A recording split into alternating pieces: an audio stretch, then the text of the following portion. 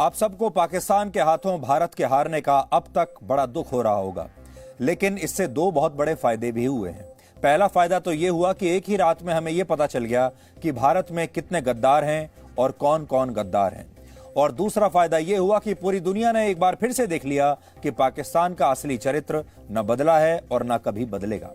आज हम आपको पाकिस्तान की असहनशीलता का एक और सबूत दिखाएंगे और बताएंगे कि पाकिस्तान ने कैसे पूरी दुनिया में इस्लाम की दुकान खोल रखी है और क्रिकेट के इन मैचों को पाकिस्तान ने असल में इस्लाम वर्सेस दूसरे धर्मों के बीच एक धर्म युद्ध में बदल दिया है। और यही कारण है कि क्रिकेट के मैदान पर आप तो क्रिकेट देखने के लिए जाते हैं, लेकिन खुलेआम पाकिस्तान के खिलाड़ी टेलीविजन कैमरों के सामने और हजारों दर्शकों के सामने जो असल में क्रिकेट देखने के लिए आए हैं, वो नमाज पढ़ते हैं और दुनिया के करोड़ों लोग चुपचाप असहाय होकर ये सब कुछ होते हुए टीवी पर देखते हैं। इस्लाम के इस नए बिजनेस मॉडल के तहत एक नया तरीका निकाला गया है और वो ये है कि जब भी क्रिकेट मैच होगा और जब भी उसका लाइव टेलीकास्ट चल रहा होगा, जिसे पूरी दुनिया में करोड़ों लोग एक साथ बैठकर देख रहे होंगे, उसी दौरान खिलाड़ी मैदान पर ही नमाज पढ़ने लगेंगे और फिर पाकिस्तान के बड़े बड़े मंत्री, वहां के सेलिब्रिटीज, वहां के खिलाड़ी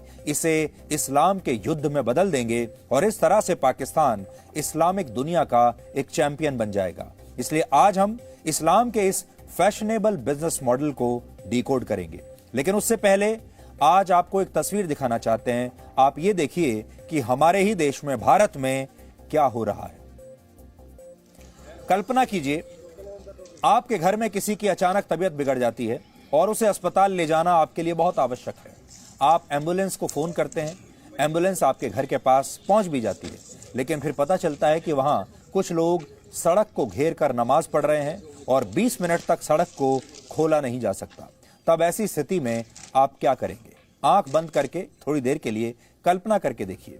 देश की राजधानी दिल्ली के पास गुरुग्राम में, जहां दुनिया की बड़ी बड़ी मल्टीनेशनल कंपनियों के दफ्तर हैं, मुख्यालय हैं, वहां बहुत सारे स्थानीय लोग आज पुलिस से यही सवाल पूछ रहे हैं जो मैं आपको बता रहा हूं। 22 अक्टूबर यानी पिछले शुक्रवार को गुरुग्राम के सेक्टर 12 में बड़ी संख्या में मुस्लिम समुदाय के लोगों ने खुले में जुम्मे की नमाज पढ़ी, जिसके बाद स्थानीय लोगों ने इसका जबरदस्त विरोध किया और इन लोगों ने इस घटना के विरोध में आज गुरुग्राम के जिला उपायुक्त को एक ज्ञापन सौंपा और कहा कि अगर भविष्य में खुले इलाकों में नमाज पढ़ने की वजह से कोई घटना, अप्रिय घटना होती है तो उसके लिए कौन जिम्मेदार होगा। गुरुग्राम में पुलिस द्वारा खुद 37 जगह चिन्हित की गई हैं जहां मुस्लिम समुदाय के लोग सरकारी जमीन पर खुले में नमाज पढ़ सकते हैं। ऐसे 37 स्थानों की सूची बनाई गई। 22 अक्टूबर को जिस जमीन पर खुले में नमाज पढ़ी गई,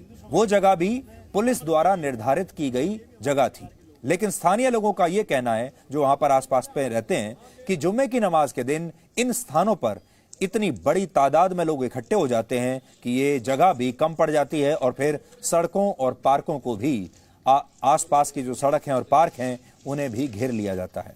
पिछले दिनों भी वहां के एक और इलाके में सड़क घेर कर नमाज पढ़ने पर काफी हंगामा हुआ था, लेकिन तब भी ये मामला दब गया, क्योंकि हमारे देश में जो लोग इस तरह के मुद्दों पर बात करते हैं या सवाल पूछते हैं, उन पर सांप्रदायिक होने का आरोप बहुत आसानी से लगा दिया जाता है। और ये आरोप लगाते हैं वो लोग जो अपने आप को लिबरल कहते हैं, धर्मनिरपेक्ष कहते हैं। और हो सकता है कि आज यही आरोप हम पर भी लग जाए, लेकिन किसी ना किसी को तो आवाज एक ना एक दिन उठानी ही होगी। इसलिए आज हम इस मुद्दे को आपके सामने उठाएंगे और कुछ कड़वे सवाल भी ऐसे लोगों से पूछेंगे। गुरुग्राम से लेकर क्रिकेट के ग्राउंड तक खुले में नमाज पढ़ने का एक जैसा पैटर्न है और यह पैटर्न इस्लाम को एक प्रोडक्ट के तौर पर दुनिया में बेचने का काम करता है। रविवार को जब दुबई में भारत और पाकिस्तान के बीच मैच खेला गया, तब पाकिस्तान के खिलाड़ी मोहम्मद रिजवान मैच के बीच में ही मैदान पर नमाज पढ़ने लगे।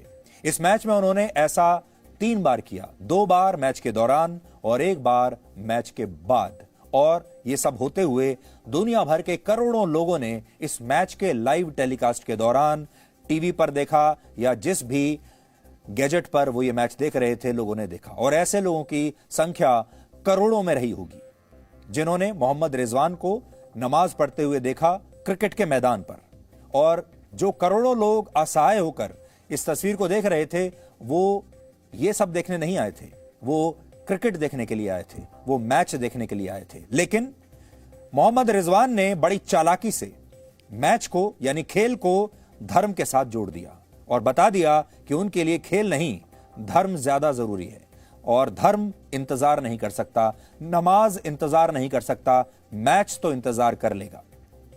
ये वही मोहम्मद रिजवान है जिनके लिए पाकिस्तान के ही एक पूर्व क्रिकेटर वकार यूनुस ने टीवी पर बैठकर कहा था कि उन्हें भारत की हार से ज्यादा मजा इसमें आया कि मोहम्मद रिजवान ने हिंदुओं के सामने नमाज पढ़ी। उन्होंने कहा कि रिजवान की बैटिंग तो बहुत अच्छी थी, लेकिन बैटिंग से भी ज्यादा मजा उन्हें इस बात में आया कि उन्होंने हिंदुओं के सामने नमाज पढ़ी। अब आप सोचिए, ये मैच क्रिकेट का था या ये मैच दो धर्मों के बीच हो रहा था? और इसे धर्म युद्ध बनाने वाले लोग कौन है, भारत या पाकिस्तान? वकार यूनुस ने भले ही आज अपने बयान पर माफी मांग ली है, लेकिन इससे यह पता चलता है कि मैदान पर नमाज पढ़ना कोई मामूली बात नहीं है और यह अनजाने में नहीं हो रहा है। यह धर्म के एक ऐसे मैच की शुरुआत है जिससे ये लोग केवल इस्लाम को जीतते हुए ही देखना चाहते हैं। यानी पाकिस्तान अगर हारा तो वो इस्लाम की हार होगी और अगर पाकिस्तान जीता तो वो इस्लाम की जीत होगी। कुल मिलाकर पाकिस्तान ने क्रिकेट को एक धर्म युद्ध में बदल दिया, जिसमें कभी ईसाई खिलाड़ियों को हराने पर हजारों करोड़ों लोगों के सामने नमाज पढ़ी जाती है, तो कभी हिंदू खिलाड़ियों को हराने पर ऐसे ही नमाज पढ़ी जाती है और पाकिस्तान खुद को दुनिया में इस्लाम का चैंपियन घोषित कर देता है। और अभी तक पाकिस्तान ने जो 2 मैच खेले हैं, पहला भारत के खिलाफ, उसमें पाकिस्तान ने यह बताया कि ये इस्लाम की जीत है, यानी इस्लाम की जीत है हिंदुओं के ऊपर। और न्यूजीलैंड के को जब उन्होंने हराया दूसरे मैच में, तो शायद वो ये सोच रहे होंगे कि ये इस्लाम की जीत है ईसाइयों के ऊपर, क्रिश्चियनिटी के ऊपर, क्रिश्चियंस के ऊपर, क्योंकि न्यूजीलैंड के जो खिलाड़ी हैं वो क्रिश्चियंस हैं। और वहां पर भी उन्होंने ऐसे ही इसे धर्म युद्ध में बदल दिया, क्योंकि वो न्यूजीलैंड से बदला भी लेना चाहते थे। ऐसा नहीं है कि पाकिस्तान के किसी खिलाड़ी ने रविवार को पहली बार मैच के दौरान नमाज पढ़ी या ये ऐसा आखिरी बार हुआ।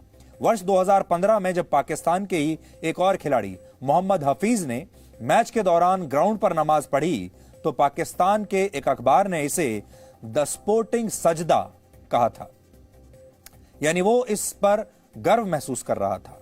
2007 के T20 वर्ल्ड कप फाइनल में जब भारत ने पाकिस्तान की टीम को हरा दिया था, तब भी पाकिस्तानी खिलाड़ी शोएब मलिक ने कहा था कि वो दुनिया के सभी मुसलमानों से माफी मांगते हैं। फिर से सुन लीजिए, दुनिया के सभी मुसलमानों से माफी मांगते हैं जिनके लिए वो वर्ल्ड कप नहीं जीत पाए। पाकिस्तान के लोगों से माफी नहीं मांग रहे। इसका मतलब कि दुनिया के सारे मुसलमान ये चाहते थे कि पाकिस्तान की जीत हो और दुनिया भर के सारे मुसलमान पाकिस्तान की जीत की दुआ कर रहे थे। इसका मतलब क्या हम ये माने कि जब भारत और पाकिस्तान के बीच ये मैच हुआ तो दुनिया भर के जो मुसलमान हैं वो भारत के हारने की दुआ कर रहे थे? लेकिन पाकिस्तान के गृह मंत्री शेख राशिद ने अपने 2 दिन पुराने बयान में यही कहने की कोशिश की थी और उन्होंने भी पाकिस्तान की जीत को इस्लाम की जीत बताया था। आप भी सुनिए। मैं आज सारी पाकिस्तान की कौम को इस फतेह अजीम पर मुबारकबाद पेश करता हूं और जिस जुर्रत, वलवले, तनतने, दबदबे और बहादुरी से पाकिस्तान की टीम ने अपने रवायती हरीफ को शिकस्त दी है, उसको मैं सलाम पेश करता हूं।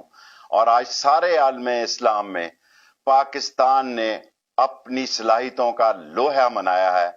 मुझे अफसोस है कि ये पहला हिंदुस्तान पाकिस्तान मैच है जो मैं कौमी जिम्मेदारियों की वजह से ग्राउंड में नहीं खेल सका, लेकिन मैं तमाम ट्रैफिक को इस्लामाबाद, रावलपिंडी हदायत की है कि कंटेनर हटा दिए जाएं ताकि कौम अपने जश्न को तारीखी तरीके से मनाए और पाकिस्तान की टीम को, पाकिस्तान की कौम को मुबारक हो।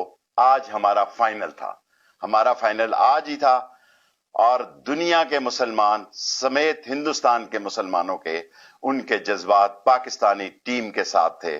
सारी आलम इस्लाम को फतेह मुबारक हो। पाकिस्तान जिंदाबाद, इस्लाम जिंदाबाद। तो पाकिस्तान के मंत्री कह रहे हैं कि ये जो फतेह है ये तो पूरे इस्लाम की फतह है। Presenting B News app available on Google Play and App Store. Download it now.